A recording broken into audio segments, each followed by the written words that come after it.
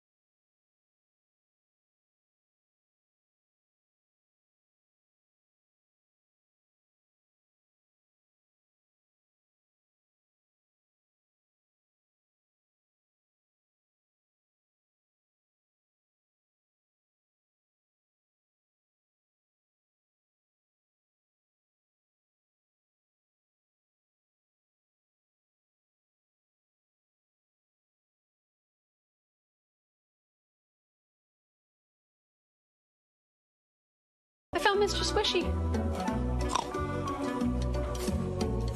Found her! Here, there, everywhere. Reliable internet where you need it most. Prices start at $30 per month when bundled. Go to spectrum.com to learn more.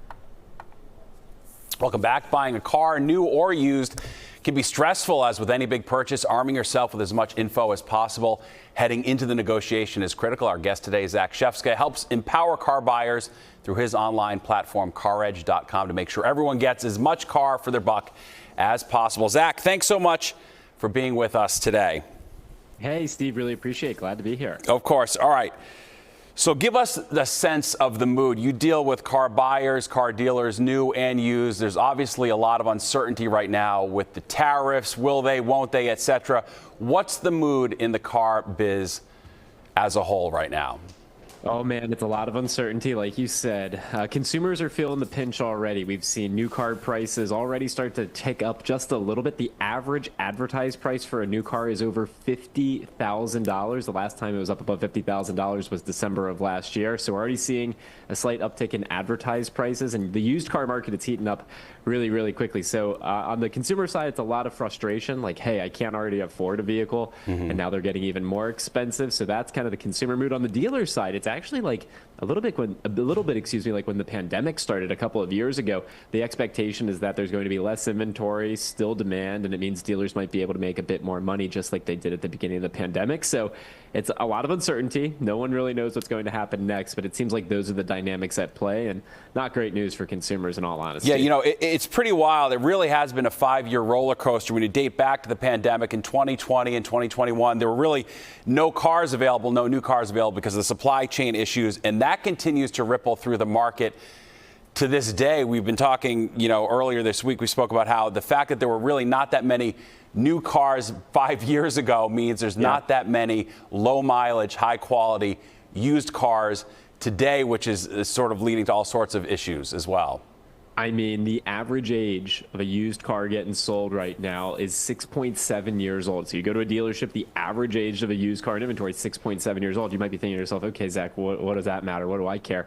Well, just 5 years ago, before the pandemic, it was 5.1 years old. And the average mileage on a used car today being sold on a dealership lot is over 70,000 miles. And when prices have gone up over those 5 years and the cars are older and they've got more miles, it doesn't really make much sense. And so, yeah, consumers right now, the area where they do have leverage is if they have a vehicle to trade in and sell. So that's kind of the bright spot in the market today is, if you've got a good quality used car, dealers are looking to get their hands all over them because the cars at the auctions are so expensive. And then obviously on the new car side, you put a 25% import tariff on things, the prices will eventually go up. And we've already seen some automakers restrict bringing inventory to the United States. They've said they're going to wait and see before they import more vehicles. Fortunately, the auto industry had built up a lot of new car demand, or a lot of new car supply, Almost 3 million new cars were in inventory before the tariffs went into effect. So there's a lot of inventory on the ground. That's why Ford can do things like employee pricing for all. They had like a 4-month supply of inventory sitting around. So, there will be a ripple effect here. There are some ripple effects from what happened 5 years ago in the past.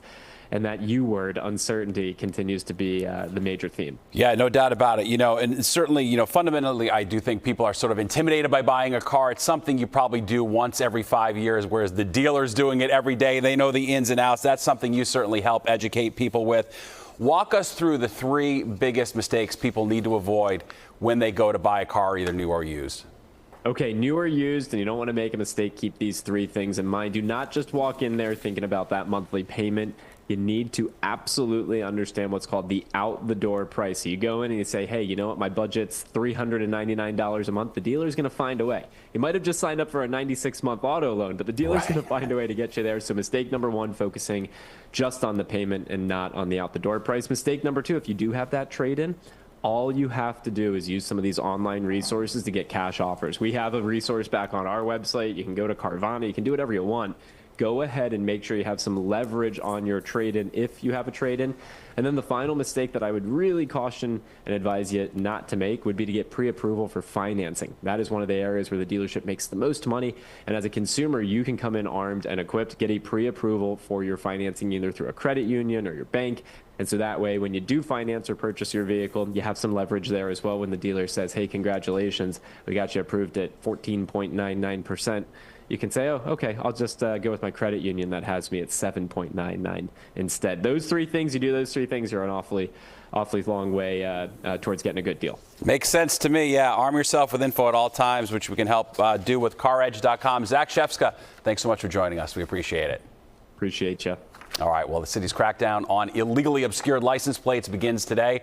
The rules aim to prevent drivers from covering up their plates to evade traffic laws and tolls. The rules do have one common theme. Any obstruction to a license plate, whether it's dirt, rust, plastic coverings, or any other material that makes the plate unreadable, is prohibited. The NYC Transportation Department announcing those new rules back in January. All right, let's take one last look outside. Nick, you said it. It feels more like March today. I think people are sort of coming to the end of their rope with these cool temps. I know, right? We're just waiting for spring to really finally explode around here. We're going to see a nice increase in temperature, Steve, over the next couple of days, and some pretty decent weather along with that. So a bit of cloud cover still out there now. You can sort of see that. But if you go off to the west here, you can see the clearing trend is definitely found. So we'll be seeing that clearing trend come in overnight. Watch that here on our Futurecast. Still going to be a bit breezy, though, and a little chilly.